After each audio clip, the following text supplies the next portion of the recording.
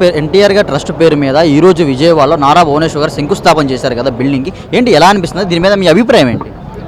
స్వర్గీయ నందమూరి తారక రామారావు పార్టీ పెట్టిన నాడు ఏదైతే చెప్పారో సమాజమే దేవాలయం ప్రజలే దేవుళ్ళు అనే ఒక నినాదంతో మరి ఆయన తదనంతరం కూడా పార్టీతో పాటుగా సేవా కార్యక్రమాలు కూడా జరగాలని ఒక ఉద్దేశంతో ఆనాటి చంద్రబాబు నాయుడు గారు ఎన్టీఆర్ ట్రస్ట్ని స్థాపించడం, తర్వాత భువనేశ్వర్ గారు దాన్ని ముందుకు తీసుకెళ్ళటం అనేది ఒక చక్కటి పరిణామంగా మనం చూడవచ్చు.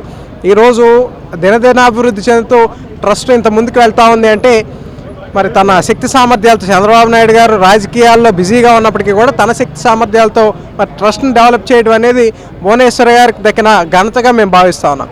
అయితే ఎన్టీ రామారావు గారి ఆయన యొక్క పెంపకంలోనే ఆ సేవ తత్పరత ఉంది. ఎందుకంటే రామారావు గారు రాజకీయాల్లోకి రాక ముందు నుంచే మరి దివిసీమ ఒప్పినప్పుడు కానివ్వండి, రాయలసీమలో వచ్చినటువంటి కరువు అప్పుడు కానివ్వండి, ఒక స్టార్ హీరోగా ఉంటూ ఆనాడు తన ప్రొడ్యూసర్లు కూడా ధిక్కరించి లేదు నేను ప్రజల కోసం నా ప్రజల కోసం నేను వెళ్తాను అని చెప్పి ఆనాడు జోలు పట్టుకొచ్చినటువంటి సందర్భం నుంచి మరి పార్టీ పెట్టి ఆ తర్వాత చేసినటువంటి సేవా కార్యక్రమాలు మరి పేదలందరికీ ఇల్లు కట్టించడం కానివ్వండి, ₹2 కిలో బియ్యం కానీ ఇలా దేశంలోనే సంస్కరణాత్మకమైనటువంటి సంక్షేమ పథకాలు ఇచ్చినటువంటి రామారావు గారి తనయురాలుగా మరి భువనేశ్వర్ గారు, అదేవిధంగా బాలకృష్ణ గారు అయితే మరి క్యాన్సర్ హాస్పిటల్ కానివ్వండి, ఇలా చూసుకుంటే మరి ప్రతి ఒక్క కార్యక్రమాన్ని కూడా ప్రజలకి సేవ అందించాలనే ఒక ఉద్దేశంతో కార్యక్రమాలన్నీ కూడా చేపడతా ఉండటం జరుగుతూ ఉంది. కాదు బ్రో, ఇప్పుడు నారా భువనేశ్వర్ గారు ట్రస్ట్ పేరు మీద ట్రస్ట్ నడిపిస్తున్నారు, అంతవరకు ఓకే.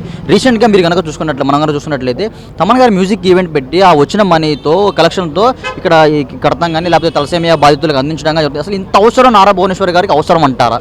అంటే ఒకటండి, ఏదైతే ఈ ట్రస్ట్ నిర్వహణ అనేది చాలా ఖర్చుతో కూడుకున్నటువంటి వ్యవహారం. మరి హెరిటేజ్ సిఎస్ఆర్ ఫండ్స్ కానివ్వండి, మరి నారా కుటుంబం యొక్క సొంత నిధులు కానివ్వండి, వీటన్నిటికీ తోడుగా ప్రజలను కూడా భాగస్వామ్యం చేయాలనే ఒక మంచి ఉద్దేశంతో ఈ కార్యక్రమాలన్నీ కూడా చేపడతా ఉన్నారు. ఈ నేపథ్యంలో వీటి మీద కూడా ప్రతిపక్షాలు విమర్శ చేయడం అనేది చాలా బాధాకరం. ఎందుకంటే ఒక మంచి పని చేస్తూ ఉంటే దానికి తోడ్పాటు అందించకపోయినా పర్వాలేదు, కానీ విమర్శ చేయడం అనేది మంచి పద్ధతి కాదు. ఈరోజు మనం చూస్తే జగన్మోహన్ రెడ్డి గారు కానీ ఆయన పార్టీ కానీ ఏనాడైనా జేబులోంచి ₹1 తీసి దానం చేసిన పాపాన్ని పోయారా? ఏదో అత్త సొమ్ము అల్లుడు దానం చేసినట్టు గతంలో అధికారంలో ఉండి బట్టలను నొక్కుతా మేము సంక్షేమం చేసామని చెప్పుకుంటా ఉన్నారే, ఆ కుటుంబానికి దానం చేసిన చరిత్ర ఏమైనా ఉందని కూడా మేము అడుగుతా ఉన్నాం. ఈరోజు వైఎస్ఆర్సీపీ సోషల్ మీడియాలో జరుగుతూ ఉన్న ట్రోలింగ్ సందర్భంగా మేము వ్యాఖ్యలు చేయాల్సినటువంటి అవసరం వస్తూ ఉంది. మనం చూస్తే ఆనాడు రాజశేఖర రెడ్డి గారు ముఖ్యమంత్రిగా ఉన్నప్పుడు కానీ ఈ జగన్మోహన్ రెడ్డి గారు వ్యాపారాలు స్థాపించుకున్నాడు. తన తండ్రి పదవిని అడ్డం పెట్టుకుని స్థాపించుకున్నప్పటికీ కూడా తన సొంత జేబు నుంచి ₹1 కూడా దానం చేసిన పాపాన్ని బోల. విజయవాడకు వరదలు వస్తే ఎన్టీఆర్ ట్రస్ట్ ముందుండి ఆ కార్యక్రమాల్లో సేవా కార్యక్రమాలన్నీ సహాయ కార్యక్రమాలన్నీ కూడా పర్యవేక్షించినటువంటి పరిస్థితి ఉంది. అదే వైఎస్ఆర్ కాంగ్రెస్ పార్టీ నాయకులు వరదలో ఉన్నటువంటి జనం దగ్గరికి వెళ్ళి చిరునవ్వులు చిందిస్తూ చేతులు ఊపుతూ వెళ్ళిపోయారు తప్ప కనీసం ఒక బ్రెడ్ మొక్క బిస్కెట్ ప్యాకెట్ ఇచ్చిన పాపాన్ని కూడా బోల. ఇక వీళ్ళు విమర్శిస్తే ప్రజలు పట్టించుకునే పరిస్థితి కూడా లేదు. ఇటువంటి సేవా కార్యక్రమాలు ఖచ్చితంగా ముందు కూడా జరగనున్నాయి. ఈరోజు విజయవాడలో ఈ తలసేమియా సెంటర్ అలాగే బ్లడ్ డొనేషన్ సెంటర్ ఏర్పాటుకి శంకుస్థాపన చేయడం అనేది విజయవాడ వాసులుగా మేము అదృష్టంగా భావిస్తున్నాం. ఖచ్చితంగా రాబోయే రోజుల్లో ఈ ట్రస్ట్కి కావాల్సినటువంటి ఏ సహాయ సహకారాలు ఏవైనా కూడా మేమందరం కూడా ఖచ్చితంగా చేయడానికి సిద్ధంగా ఉన్నామని కూడా ఈ సందర్భంగా తెలియజేస్తా ఉన్నాం. ఇప్పుడు చంద్రబాబు గారి సేవ వచ్చి మీరు దగ్గర నుండి చూశారు, నారా లోకేష్ గారు చేసిన సేవ మీ దగ్గర నుండి చూశారు, అలాగే ఇప్పుడు నారా భువనేశ్వర్ గారు చేస్తున్న సేవ కూడా మీరు దగ్గర నుండి చూశారు. వీళ్ళ ముగ్గురులో ఏంటి ఎవరిది ఎక్కువ మీకు ఇష్టం అంటే ఏం చెప్తారు? అంటే చంద్రబాబు నాయుడు గారు లోకేష్ గారు ప్రత్యక్ష రాజకీయాల్లో ఉన్నారు కాబట్టి వారు చేసేటటువంటి కార్యక్రమాలన్నీ కూడా ప్రజలకు తెలుస్తూ ఉంటాయి. కానీ భువనేశ్వర్ గారు ఆవిడ ఒక మహిళా వ్యాపారవేత్తగా తన హెరిటేజ్ సంస్థని మరి ఎంతో సమర్థవంతంగా నిర్వహిస్తున్న తరుణంలో ఆవిడ కూడా పబ్లిసిటీకి చాలా దూరంగా ఉండేటటువంటి వ్యక్తి. అటువంటి మనిషి ఈరోజు సేవా కార్యక్రమాలు చేస్తూ ఉంటే సహజంగా ప్రజలకు కనిపించదు. ఇప్పుడిప్పుడే ఈ ఎన్టీఆర్ ట్రస్ట్ శంకుస్థాపన కార్యక్రమం కానివ్వండి, ఇటువంటి కార్యక్రమాల ద్వారా ఆవిడ ప్రజల్లోకి వస్తూ ఉన్నారు. గతంలో నిజం గెలవాలి ప్రోగ్రాంతో ప్రజల్లోకి వచ్చారు, తర్వాత ఈ కార్యక్రమాలన్నీ కూడా చేస్తూ ఉన్నారు. ఏదేమైనా కూడా చంద్రబాబు నాయుడు గారు లోకేష్ గారు చేసి ఏ సేవా కార్యక్రమానికైనా డబ్బులు ఇచ్చేది భువనేశ్వర్ గారే. కాబట్టి ఏంటంటే ప్రతి ఒక్క ఆ కుటుంబ సభ్యుల్లో ప్రతి ఒక్కళ్ళు కూడా ఎవరికి వారే పోటీగా మరి ప్రజలకు సేవ చేయాలని ఒక భావంతో వెళ్ళటం అనేది నిజంగా తెలుగుదేశం పార్టీ కార్యకర్తలుగా నాయకులు మేము చాలా గర్వపడతా ఉన్నాం. భవిష్యత్తులో ఈ ట్రస్ట్ కానీ ఈ బిల్డింగ్ కానీ ఎలా ఉపయోగపడబోతుంది బ్రో? అంటే ఇక్కడ ప్రధానంగా ఈ ట్రస్ట్ నిర్మాణం కానివ్వండి, ఈ కార్యక్రమాలన్నీ కూడా మరి విజయవాడలో ప్రధానమైనటువంటి బ్లడ్ బ్యాంక్ అనేది లేకపోవడంతో ఇక్కడ ఉన్నటువంటి చాలామంది మరి ఎవరైతే క్యాన్సర్ పేషెంట్లు కానీ తలసేమియా పేషెంట్లు కానీ వీళ్ళందరూ కూడా ఇబ్బంది పడతా ఉన్న తరుణంలో వీళ్ళందరికీ కూడా ఒక ఉపశమనం కలిగించాలనే ఉద్దేశంతో ఇక్కడ బ్లడ్ సెంటర్ పెట్టడం, అదేవిధంగా ఈ చుట్టుపక్కల ఉన్నటువంటి జిల్లాల్లో ఉన్నటువంటి తలసేమియా వ్యాధితో బాధపడుతున్నటువంటి పిల్లలందరికీ మరి 24/7 ఈ ట్రస్ట్ ద్వారా ఉచితంగా వైద్య సేవలు అందించడం అనేది ఒక మంచి పరిణామం. ఇక్కడ ఆంధ్రప్రదేశ్లో చూసుకున్నట్లయితే ఉచితంగా తలసేమియా వ్యాధికి ఒక చికిత్స అందించేది ఒక సెంటర్ అనేది లేకపోవడం, మరి హైదరాబాద్లో రన్ చేశారు, ఇక్కడ విజయవాడలో స్టార్ట్ చేయటం అనేది కూడా ఉన్నటువంటి వ్యాధిగ్రస్తులందరికీ కూడా కొంతమేరకు ఉపశమనం కలుగుతుంది అని కూడా ఈ సందర్భంగా మేము భావిస్తా ఉన్నాం. ఇప్పుడు అలాగే నేను జగన్మోహన్ రెడ్డి గారు పవన్ కళ్యాణ్ గారిని కార్పొరేటర్కి ఎక్కువ ఎమ్మెల్యేకి తక్కువ అన్నారు. ఏంటి దీన్ని మీరు ఎలా చూస్తారు? మరి ఈయన ఎమ్మెల్యే ఎక్కువ ప్రతిపక్ష నాయకుడు తక్కువ మేము కూడా అనొచ్చు కదా. కాబట్టి మాట్లాడేటప్పుడు ఇంగిత జ్ఞానంతో మాట్లాడాలి. ఈ జగన్మోహన్ రెడ్డి గారిని నువ్వు ప్రతిపక్ష హోదా కూడా పనికిరావని కూరల కరేపాకలా ప్రజలు విసిరేశారు. కాబట్టి ఏంటంటే ఒకటే, ఇక్కడ రాష్ట్ర ప్రజలు ఇచ్చిన తీర్పుని మనం గౌరవించి వారికి మర్యాద ఇవ్వాలి. ఈరోజు నేను సభాపతి గారు కూడా చెప్పారు, దేవుడు ఇవ్వలేని వరాన్ని పూజారి నుంచి కోరుకోవడం చాలా తప్పు.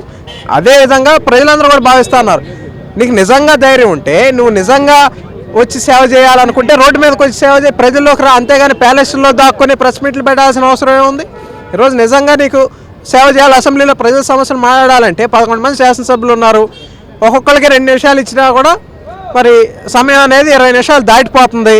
కాబట్టి నువ్వు నిజంగా నీకు ఆ చిత్తశుద్ధి ఉంటే నువ్వు రావయ్యా. గతంలో శకుని కథ మనం విన్నాం. శకుని ఆ రాజు ఒక్కొక్క మెతుకు ఇస్తే అన్ని కలిపి ముద్దగా చేసి ఇచ్చారంట. మరి నీకు కూడా అంత సమర్థత ఉంటే రా, నువ్వు కూడా శాసనసభకు రా, మాట్లాడు. అంతేగాని దొంగలా ఎందుకు పారిపోతా ఉన్నారు? కాబట్టి ఇతని మాటల్లో విశ్వసనీయత లేదు అనేది ప్రజలకు అర్థమైంది.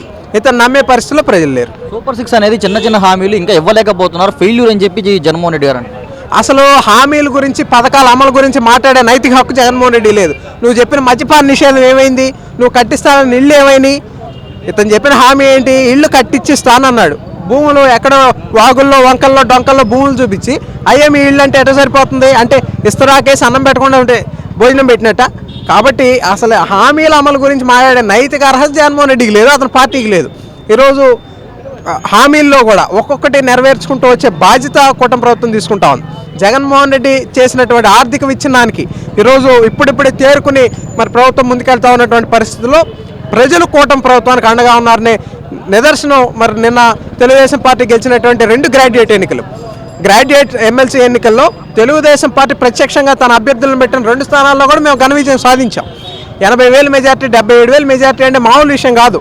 ఇక్కడ ఈ జిల్లాలో ఉన్నటువంటి పట్టభద్రులు అంటే చదువుకుని వివేకంతో ఉన్న వారందరూ కూడా లేదు మేము కూటమికే మద్దతు ఇస్తున్నాం అని చెప్పి తెలుగుదేశం పార్టీ అభ్యర్థులు కోటేసి గెలిపించారు.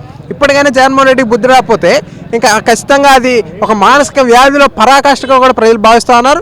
రాబోయే రోజుల్లో దీనికి మందు కూడా లేదు, ఇది పిచ్చి ముదిరిపోవాల్సిందే తప్ప ఇది తగ్గే పరిస్థితి కూడా లేదని ప్రజలు అందరూ కూడా నవ్వుకుంటా ఉన్నారు. నిన్నగా మొన్న 2.0 అనేది చెప్తా ఉన్నాడు కొత్త కహాని. ఒకళ్ళు వెళ్ళి అడిగారంట ఇట్లాగే, అన్న జగన్ 2.0 ఎప్పటి నుంచి అంటే ఫిబ్రవరి 30 లేచి వెళ్ళిపోయాడంట. అంటే ఫిబ్రవరి 30 వచ్చేది లేదు, 2.0 వచ్చేది లేదు.